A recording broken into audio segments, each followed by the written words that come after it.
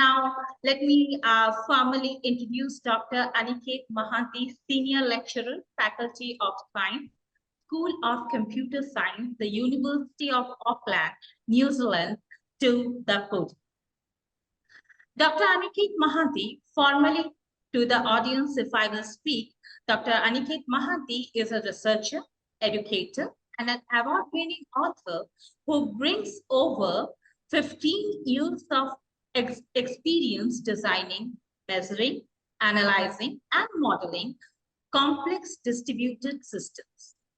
Currently, he is a senior lecturer and the rest of the world as an associate professor of computer science at the University of Auckland. He received his doctorate in computer science from the University of Calgary, Canada in 2012. Between 2006 to 2008, he worked as a research associate with the Computer Network Group at the University of Calgary. His expertise spans multiple domains such as computer science, social science, and business. His post-secondary education was fully funded by prestigious scholarships like the National Natural Science and Engineering Research Council of Canada, NSERC Canada, Graduate Scholarship, PGS, and the Provisional Alberta Innovates Technology Futures Graduate Student Scholarship. He received the Best Paper Award at the International Conference on Smart and Sustainable Agriculture, SSA, during 2020. Now, may I please request Dr. Aniket Mahanti to deliver his keynote address to the podium. Sir, please. Thank you very much for the opportunity to give this keynote. I won't take much time. I will try to finish this in 30 minutes. And Professor Patnaik, thank you very much for the invitation to join the mentor network and also participate in associated activities. So I will be very happy to help wherever possible. Just let me know and I will try to help in my own way. So mentoring is fine, and whenever I'm in India, I will contact you and I will try to see if we can have some meeting in Bhubaneswar in person. So yes, thank you very much for that invitation. So let me share my screen. Okay, so I need the screen sharing ability because host has disabled participants. Yes, sir, I'm doing it. Yes, thank you.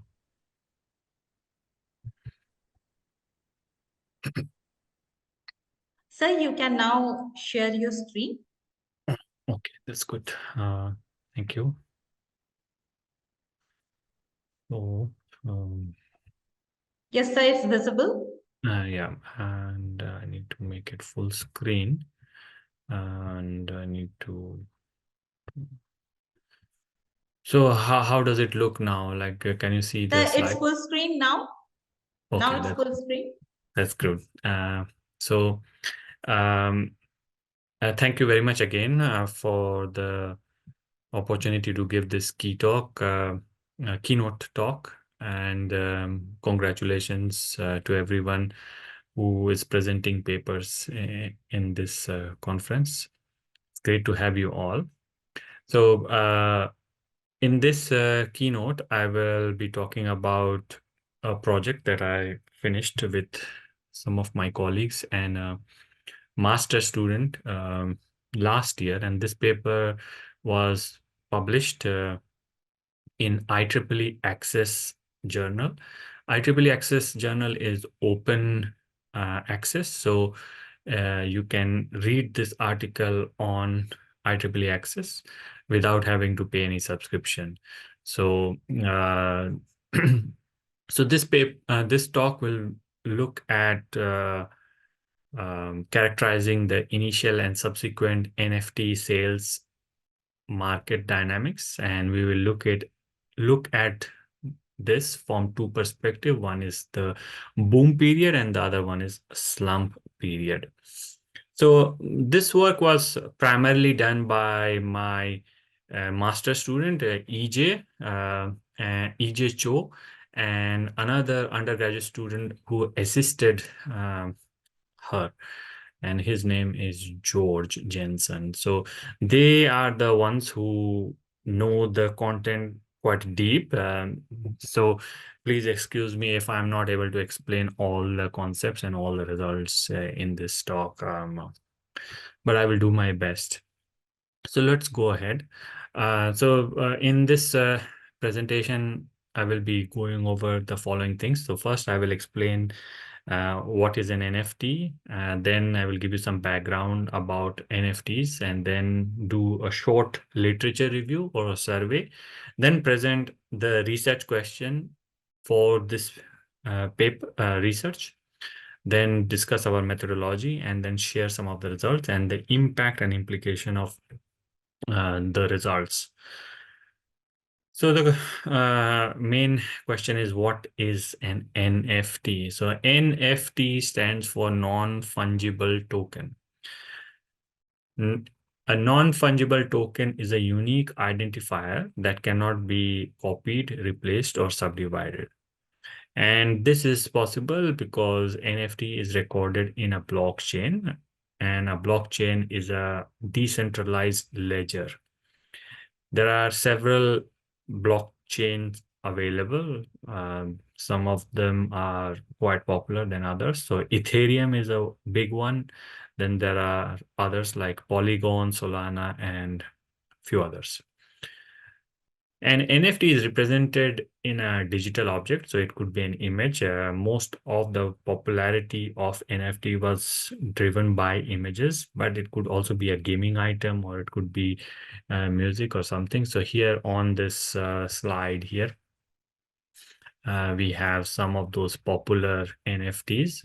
This is the Bored Ape collection. So you have an ape, and you have different facial expressions of that ape, and this is sold as an image. And if you have an NFT, then you have a unique identifier for that particular image object. So how is an NFT traded? So the first step is a creator producing a digital art object. The next step is the creator will mint an NFT. Now, what is minting? In other words, they push that NFT into a blockchain for the first time and store the NFT in their smart wallet. So here it's not the image that is being stored on the NFT, but it's like the details about that image which is stored in the blockchain. Now, once you have created that NFT and then minted that NFT, you have to sell that NFT. To sell the NFT, the owner will list the NFT in an NFT marketplace, and there are several marketplaces, and the biggest one is OpenSea. So the logo of OpenSea is this one. When a buyer purchases the NFT from the marketplace, the NFT is transferred to the new owner's smart wallet. Now, there is another approach for minting.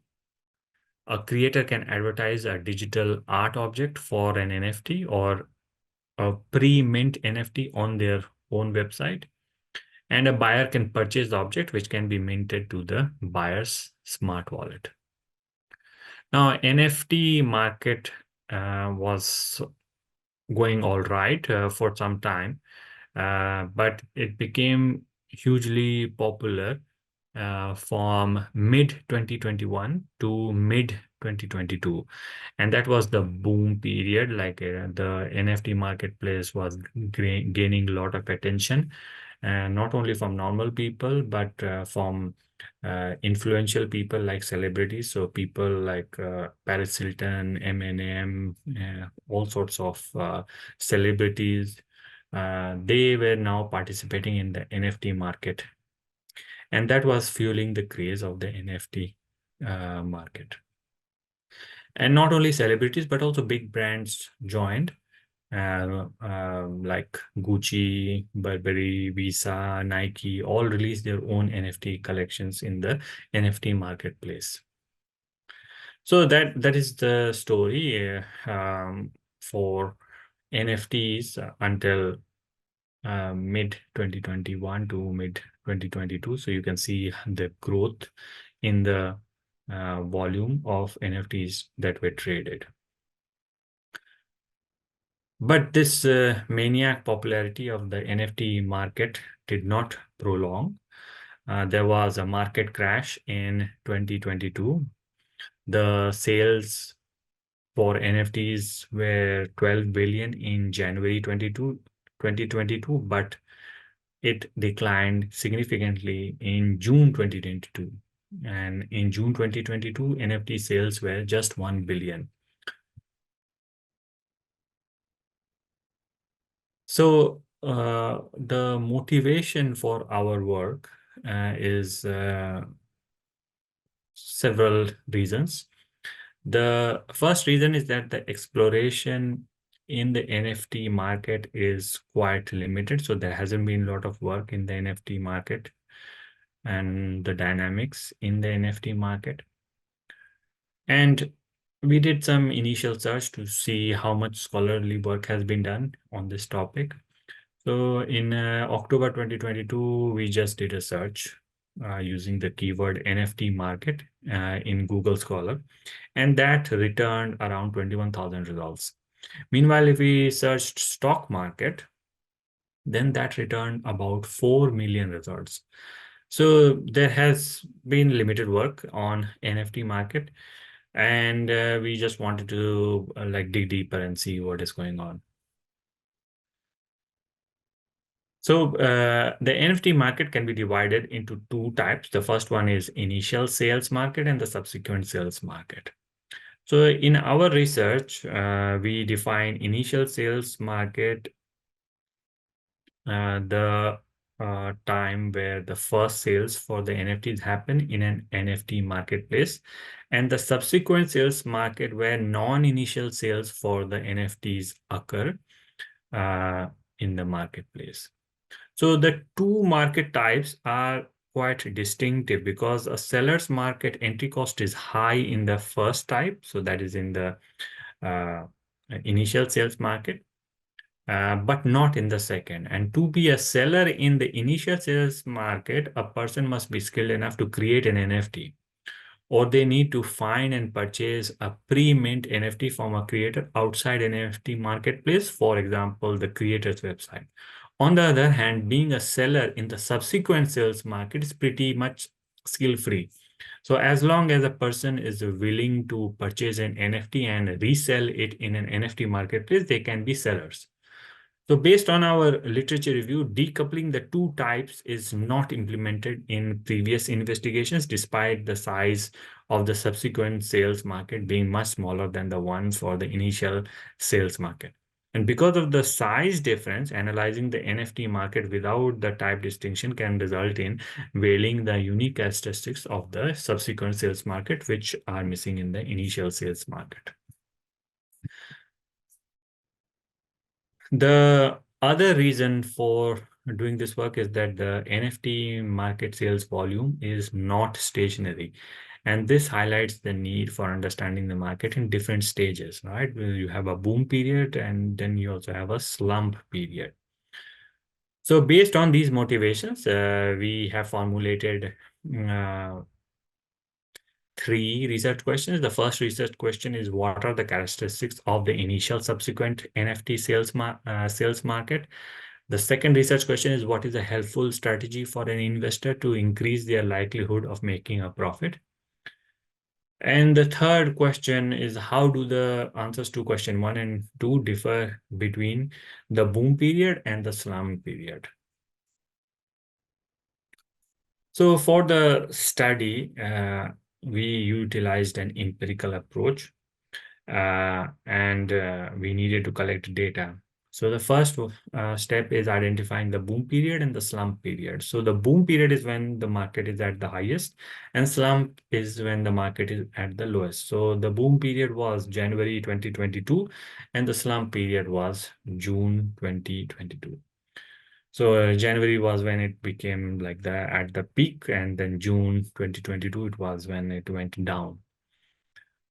So as I mentioned, our work is empirical in nature. So we collected data. Our data collection was through OpenSea using their API. And we selected OpenSea because it is the largest NFT marketplace, at least at that time. And we had like a quite long running and detailed data collection. So extract, transform, and load process. And this is illustrated in the figure. So this was not quite easy, and it had some errors in the data collection, but we fixed all of that. And then we had a huge data set to analyze and to help other researchers and practitioners to understand the NFT marketplace. We have made this data public, and it is available on Kaggle. And the link to the data set is available in our paper. The paper also looks at some calculations. One of them is key, which is understanding profit. So for our work, we had to look at NFT resale return, and we need to do some estimation as to how that return or the profit or loss can be calculated. So return from my NFT investment. So based on literature review, it shows that the NFT resale return is estimated by using NFT price only, or precisely formulation specific to CryptoKitties NFT, which was a popular NFT collection.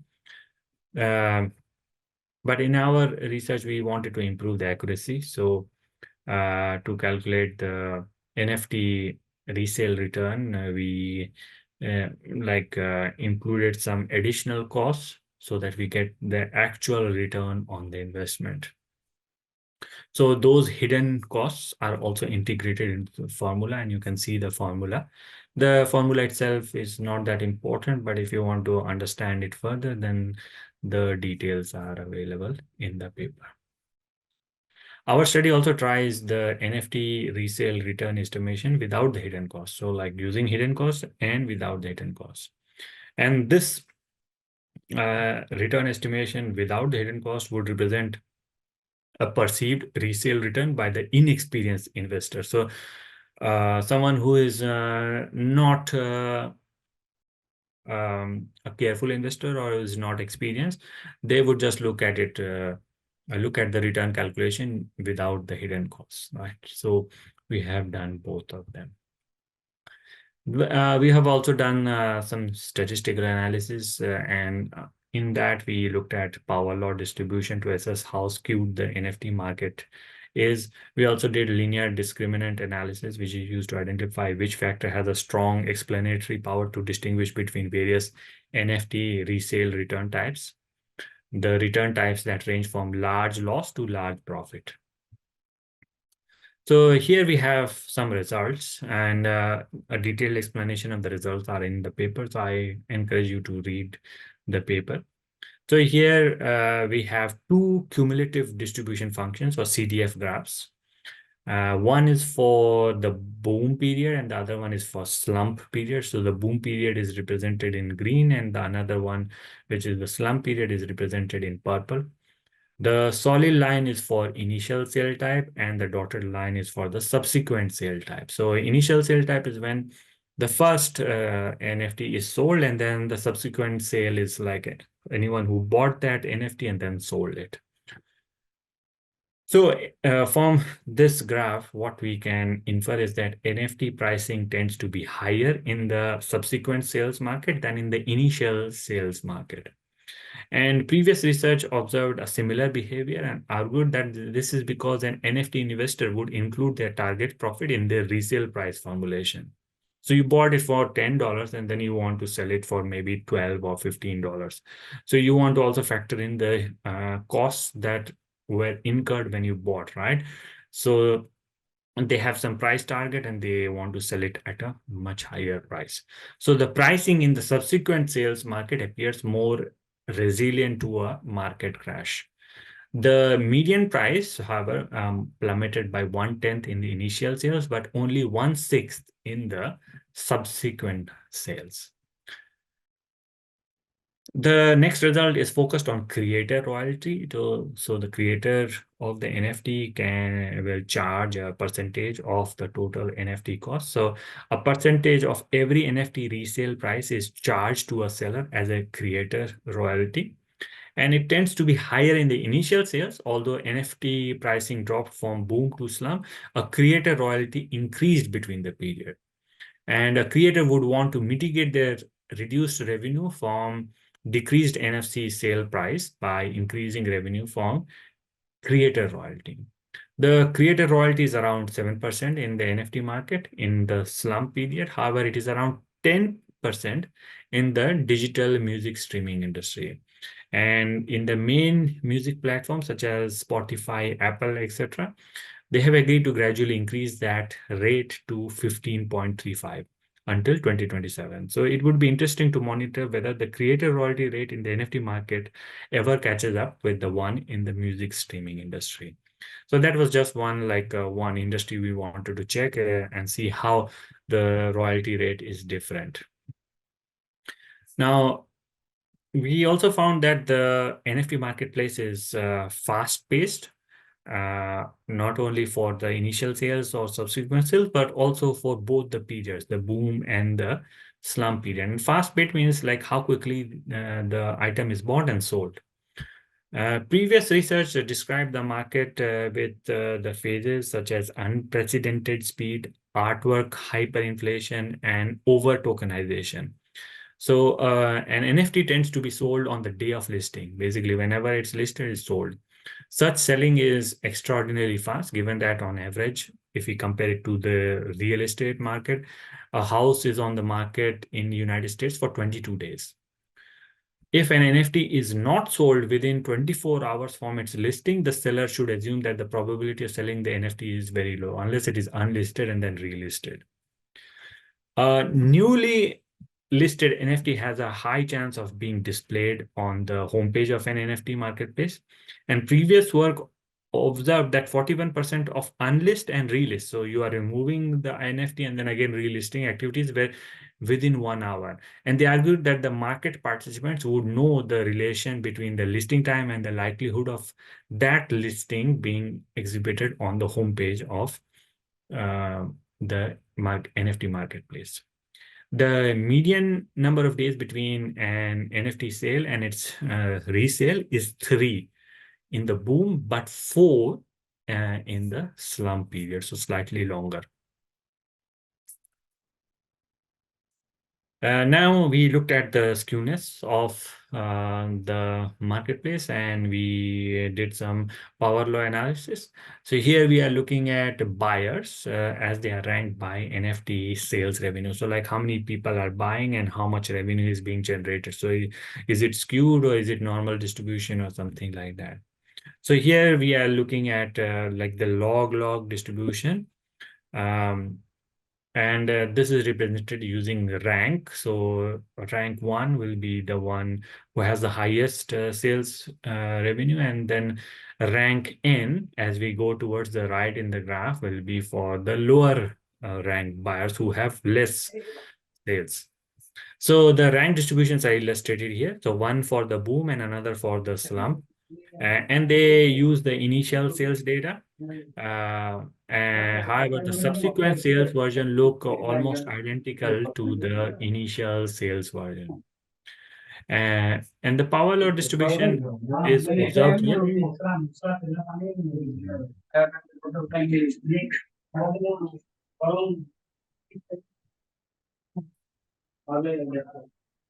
And more specifically, what we see here is a particular kind of power law distribution, which is the levelet rank distribution. And this is represented by a straight line on the graph. So the theoretical line is the blue line, and then the empirical line is the red one. And the fits are quite good. Basically, we did a visual fit, not like a statistical fit. And it's quite good from the mid ranks, and the R squared values are quite good as well. So 0.94. And the presence of power law distribution shows that the buyer's revenue are significantly skewed. So there are few people who are buying a lot of NFTs, and then there are others who are not buying at all. The levelet rank distribution is also, or the power law distribution is also observed in seller ranks. So people who are selling their NFTs, and the distribution fit is also reasonably good. Now, surprisingly, we found that the power law distribution is observed in the collection rank. So collection is like the NFT set that is sold. So this is seen in the slump period, but not in the boom period. And we have given some conjecture for why. And I would encourage you to read in the paper in the interest of time. So I won't go into details. The next result of our analysis is based on a linear discriminant analysis, or LDA, and this is used to find out which factor has a strong explanatory power to resale return type. And there's a dependent variable, which is the resale return type. And then we have regressor candidates, which are like Bitcoin conversion rate, creator royalty, NFT price, NFT's previous price, and so on. So we first did some correlation analysis, and we found that the correlation among the regressor candidates, and we find very high correlations observed in certain pairs, and those are highlighted in the graph here using those red lines. So as a result, we had removed two regressor candidates from the LDA, which is Ethereum conversion rate and the NFT sale price. So in this table, we have the LDA loadings. The ones from the boom data are under green headers, and the ones from the slump data are under purple headers. The high absolute value loadings are highlighted with green or purple color. The regressors which have strong explanatory power in both periods are highlighted in blue. The highlighted regressors are the days between collection creation and selling dates, and NFT's previous sale price, the median NFT price of the collection, the percentage of the profit generation incidents, and creator royalty. And here we have the results in stacked bar chart for the collection creation month per return time. So to avoid large loss, an investor should consider purchasing an NFT from a famous collection and selling it quickly before the collection's popularity fades off, for example, within 2 months. So basically, the takeaway here is that if you want to make some money, and people who make money are few and limited, but if you want to make some money, you need to buy a popular NFT collection, which is in the news or getting a lot of traction.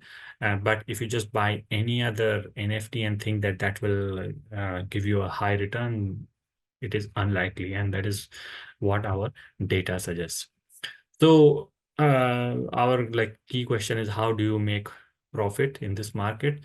One of the ways for profit maximization is minimizing your costs, right? So your cost includes the NFT's previous price, so the price at which you bought the NFT. So if you can have that at low price, then you can possibly make some profit. So in this research, we thought that the median NFT previous price, so the previous price which you bought, would decrease from a small profit to large profit. But the findings show something different.